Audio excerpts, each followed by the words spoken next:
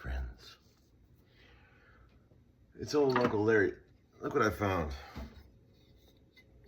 I got a bunch of weirdo parts. I found an old case from an old No Balls with one of my earliest addresses on it. This goes way back to 404 Woodsman Court. I do remember having a rental over there back when we were very young men, me and my old friend Rick, who I had the music store with. We lived next door to this drug dealer guy. It was amazing. I mean, that sounded weird. I mean, I didn't mean it was amazing that we lived next door to a drug dealer. I meant that it was an amazing time in life. Me and Rick were very young, hopeful dudes trying to find our way in the music business. And, you know, that's an electric time, mid-20s, you know. So he went on to do well. He did well. He was a sound guy. He worked for a lot of big bands. He's the guy that my best pal that I found dead in his house years back on his 55th birthday. But up until that point, he had a good run. But I missed the boy. But anyway, quick bench video. I only got 20 minutes, and then I got to go take Marshall to this swim test thing that he's doing for one of his many after-school activities that he's doing. You got to keep the kids involved, friends. That's the key. You know, if you don't get your kids involved in some activities, you know, they get weird. So we're gonna restring this 1960 Fender Telecaster Custom. See those Glazer saddles on there, friends? If you don't have those yet, you're making a huge mistake. These are great. It'll end any problems you ever had with any Tele saddles, I promise you. They're great. And also, I've got a few things in the VCB. One guy said, "Hey Tom, I bought one of those slides. They are awesome." Yes, these are awesome. The liquid slides. And it's not, I don't really know what the liquid part is adding or whatever. I'm not impressed by that. It's the shape, the weight, and the feel of the slide, and the idea of this sort of conical bull nose that really intrigues me. And it's like, why don't all slides have the enclosed? It makes it so much easier to, you know, go to your bass strings. You can get way sneakier with it. It's great. Highly recommend it. And I still love those titanium slides that Charlie made. The Furious slides, those are great. I have no problem with any of that stuff. Those are both great slides, but I'm really intrigued by these liquid slides, and I think you guys should try them. They're gonna send me a new box of them, supposedly, hopefully. I'm just gonna give them to all my buds, and you know, we'll get them out there for the people, you know.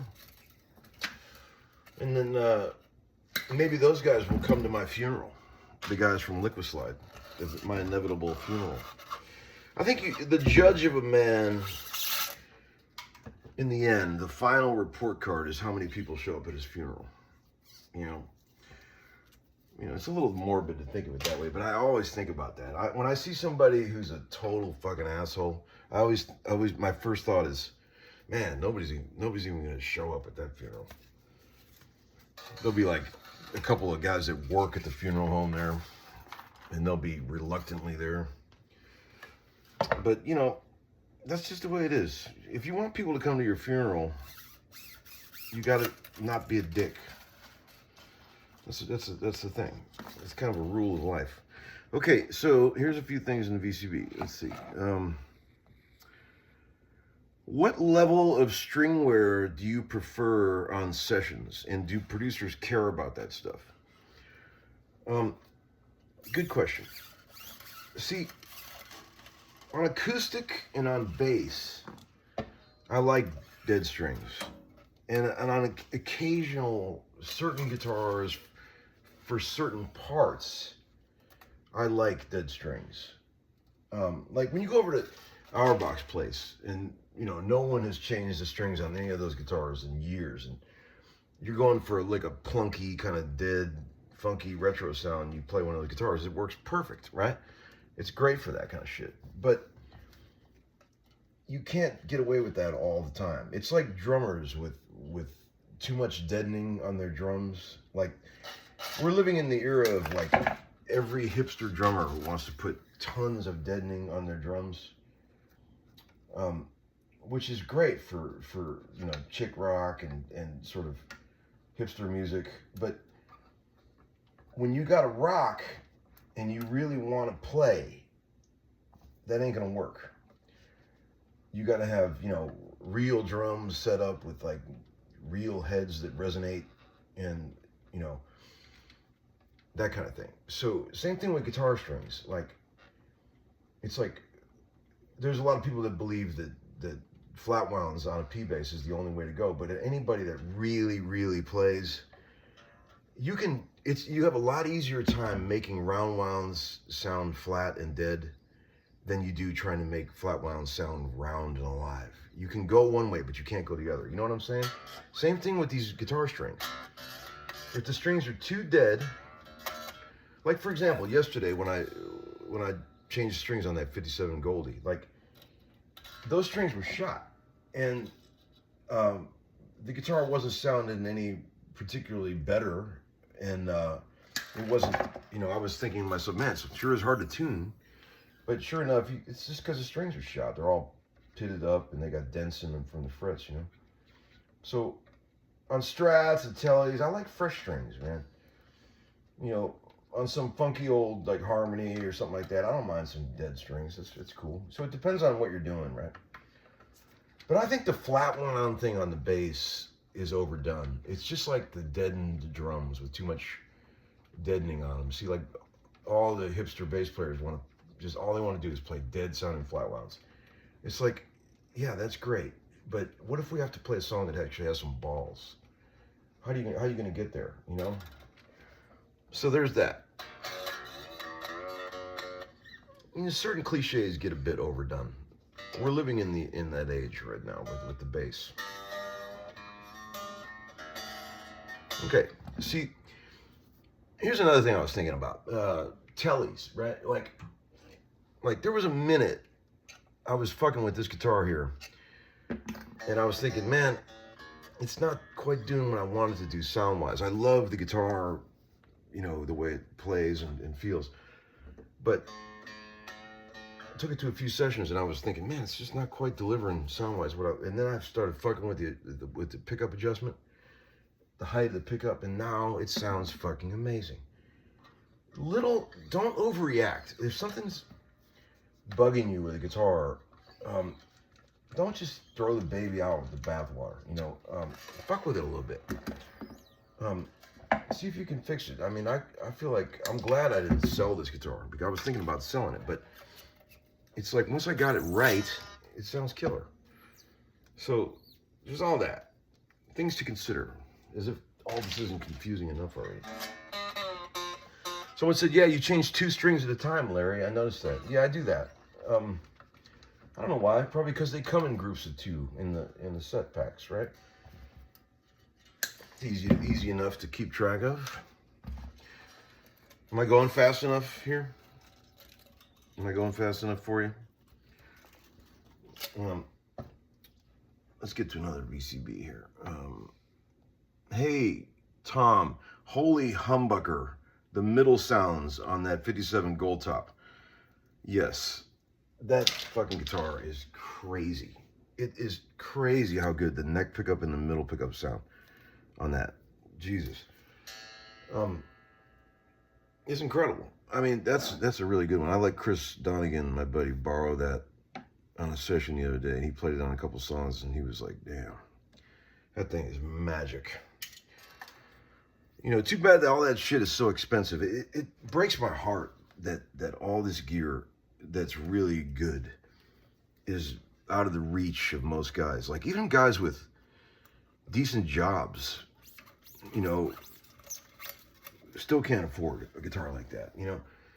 that's when you know shit's a little out of proportion. I do hope one day that things balance out and it gets back to a little more reasonable situation with that. But we all know that's not going to happen. Nothing ever goes backwards when it comes to money.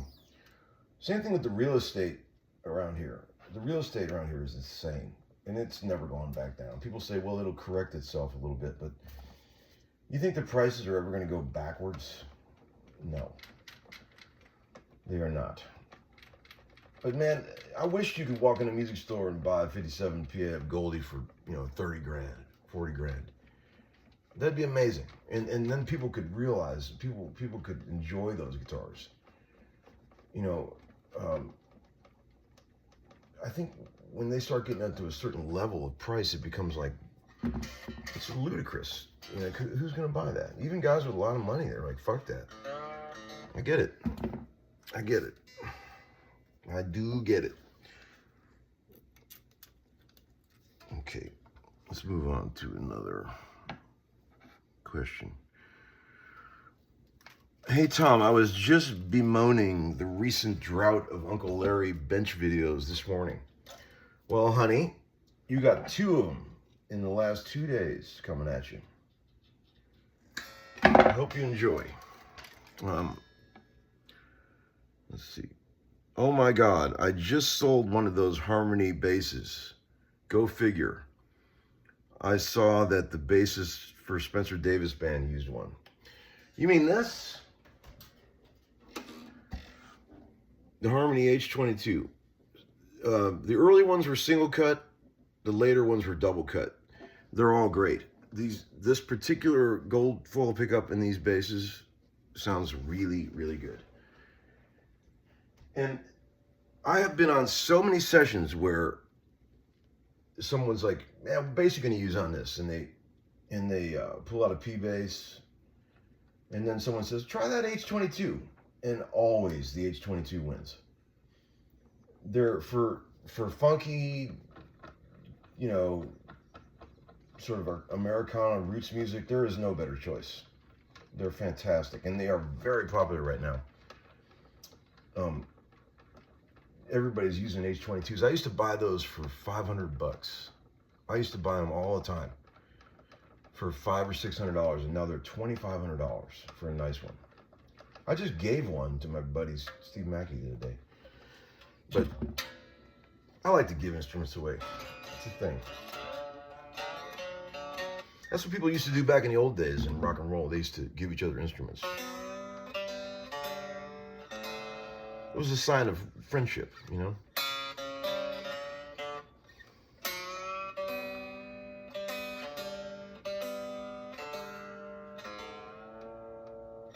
This is a good telly. I used this all week last week. Played it on virtually every song on that Josh Rawlings project I did. Sounds really good. Slab board. A lot of people don't even know what a slab board is. There's people out there that don't know what a slab board is. This is remedial for most vintage guitar guys, but if anyone out there doesn't know what a slab board is, now is your time to learn. From the Stratocaster's inception in 1954, they were all maple fretboards, okay? From the Telecasters' inception in 1950, they were all maple fretboards. You could not get a rosewood board, Tele or Strat in 1955, 56, 57, 58. But I think the reason the Fender might have done this is because they were getting a lot of complaints of the wood on the boards getting, showing signs of wear. They switched across the board, pretty radical. In 1959, they switched halfway through the year from maple boards to rosewood on everything. Massive change. You couldn't even get a maple board in 1960. It had to be custom. So the basses too, and so the earliest rosewood boards, which were all Brazilian, by the way, had a big fat slab of rosewood on them. So there was a big, sizable chunk of rosewood on the earliest models, 59, 60, 61. And in an effort probably to reduce costs in 1962, roughly, they thinned out that piece of rosewood so it's more like a veneer on top of the neck. So people loved in the old days the slab boards because they had more room to work with if you were going to plane anything and doing a refret. So people were always keen on the slab boards. There was more material to work with if you were going to flatten the board or do whatever you like, which I don't like doing at all on any old fender, but people used to do it back in the day. Lots of old fenders are ruined, in my opinion, by people trying to flatten out the radius, right? But if you want to just flatten it, you could do it on a rosewood, on a slab board. But if you start sanding on a veneer board, a later one, 62, 63, you'll go right through that rosewood.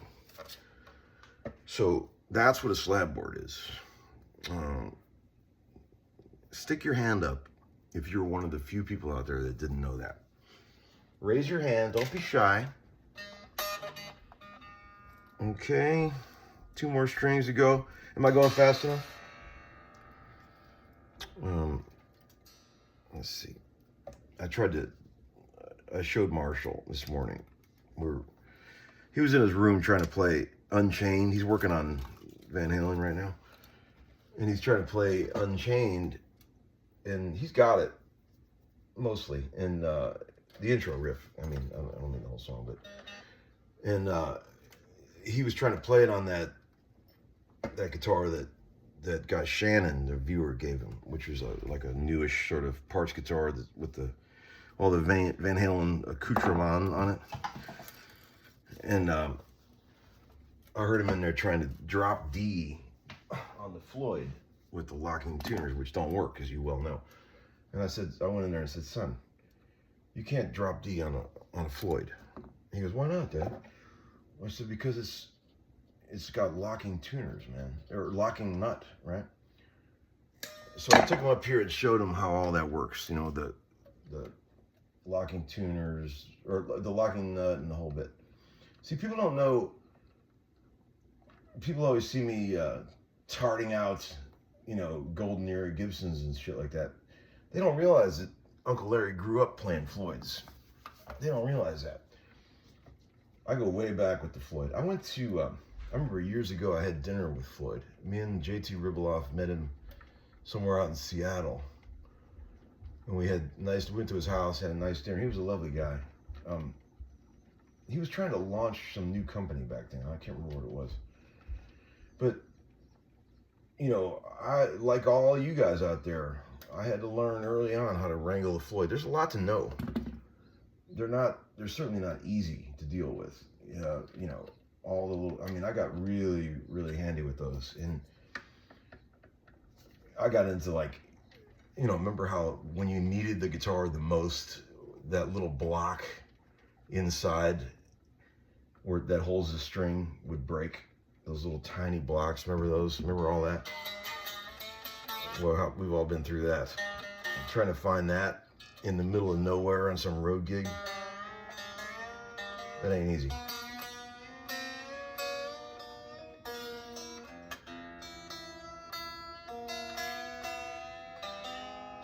I remember when we were kids, you know, these were the only tuners you could get. This is all we had, is these old Petersons, these giant strobe tuners, ST11s. That's all we had. And man, I got so good with those. I mean, you know, I never even had to look when I would flip through I would just do it by feel, you know, E, you click it over to D, you know, click it over 3 to B. And, you know, you can tune, we talked about this. You can tune the E and the A and the D and the B, really, with just, when that's just set on E. You know that, right? You know, you don't even have to change it for some of the strings. I should do a video about this Con strobe tuner one of these days. That'd be fun.